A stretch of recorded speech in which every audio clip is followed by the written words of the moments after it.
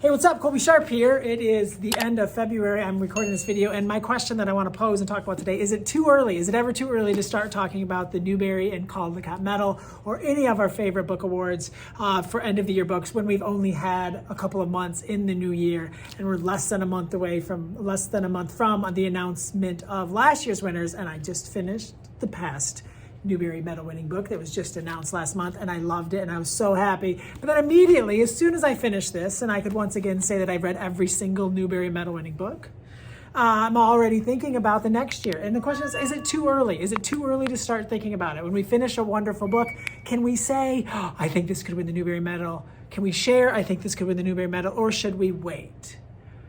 My thought is we should just go for it. We should just jump in. We love these awards. It's a great way to celebrate books. We should just have fun with it. And if we see a book that we think might win the Newbery medal, we should talk about it. And then let me know so that I can read it, because I want to read the Newbery medal winning book before it's announced next year. I think about sports and how they do this in sports. So the day after the Super Bowl, if you go to ESPN's website, they already have the power rankings for the next season. They haven't had retirements, free agency, the draft, coaching changes, all that stuff hasn't happened, but they're already ranking the teams. Within minutes of the Super Bowl ending, Las Vegas will release the odds for those future bets for who will win the Super Bowl next year. You can already bet on that within minutes of the Super Bowl ending. So why not do the same with books? Why not, if we find a wonderful book, why don't we just share it? Why don't we say what we love about it? Why don't we go for it? Am I wrong here? Maybe. But I think when we're talking about great books, celebrating great books, let's talk about why we love books. That's only going to get them into the hands of more and more readers, which I love. So I do want to share just a couple of books. This is in no way like my prediction. It's more like what's in the front of my mind right now, 11 months before the next award, Newbery and Caldecott medals are announced. So I have a few books that I want to just briefly mention. One is a picture book. We'll start with that. Comes out, I think, in August. It's Farmhouse by two-time Caldecott medalist Sophie Blackall. And it's gorgeous. It's breathtaking. It is, yes, distinguished. I think this will be on every mock Caldecott list when they come out later this year. I think the Caldecott committee will no doubt talk about this. They will have the opportunity to possibly give a third Caldecott medal to a amazing illustrator. I'll show you one picture. I'm just gonna I'll just randomly open it up, and it's just, right? Like, how can you read this book and see these illustrations, or that illustration, which is all I'm going to show you, and not think Caldecott, right? How can you not do that? When I see like a wonderful, like if my Detroit Lions, well, we don't really think about the Super Bowl in Detroit because we aren't very good, but if we get like this amazing player, I'm going to be like, maybe we have a shot. This book definitely has a shot. Farmhouse by Sophie Blackall. Be sure to add it to your to-read list. Just buy it.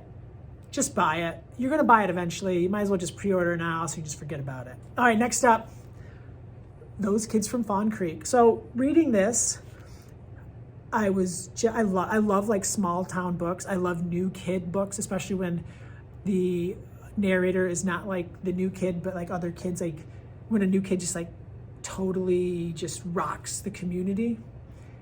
It's just fascinating to me. And these kids, these three kids that are telling this story, and the new kid that moves in, this is just perfection. It's just middle grade magic. And it made me think, oh my gosh, I should have known this because it's probably been the case for a long time. Erin Entrada Kelly is like one of those authors that you have to read what she writes the minute that you can. She is a drop everything and read author. There are not many, but I would say there's probably between like 7 and 9. You don't want to have like everyone. You can't do that for everyone. Like you might say, I'm going to read the next book by this author no matter what. You might say that, but like how many do we truly drop everything to read? Erin Entrada Kelly is no doubt on that list.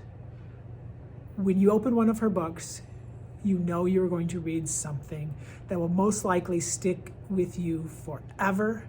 You're going to read something that is going to capture the heart of a reader.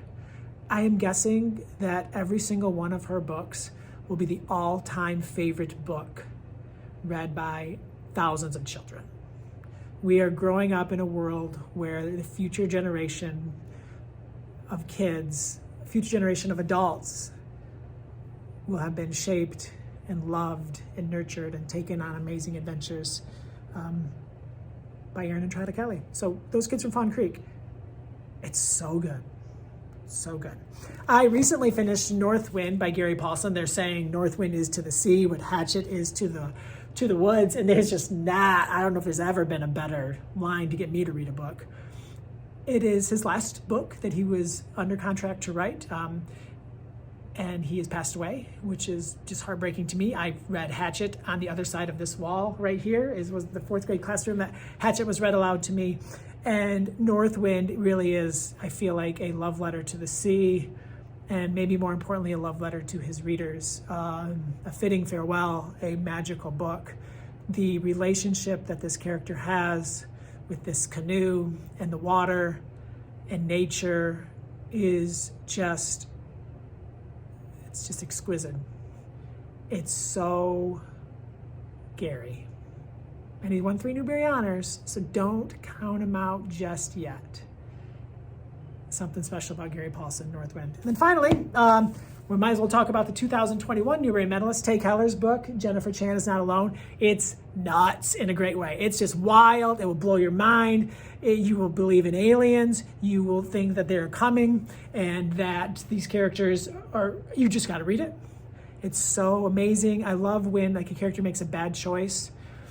Like even when it happens like before the book and they're like living with that choice and that it is affecting everything in their mind and they're trying to like make amends for it, but also like you don't know what that bad choice was, but you're like kind of do, and you're kind of trying to figure it out, but you're not sure if you're right, and you're seeing how it has impacted the world around the character. It's just really good. So read Jennifer Chan is Not Alone, Tay Keller.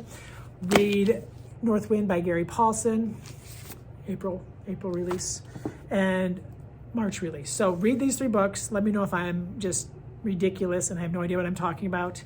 If you didn't read the 2022 Newbery Medal winning book, you need to read it. It's wild, and it's just so unique. Loved it. And Farmhouse. I don't think it's ever too early to start talking about amazing books and to think about the awards that they could win that could get them into the hands of even more readers. Thank you so much for tuning in. My name is Colby Sharp. Hope you have an awesome, fantastic day.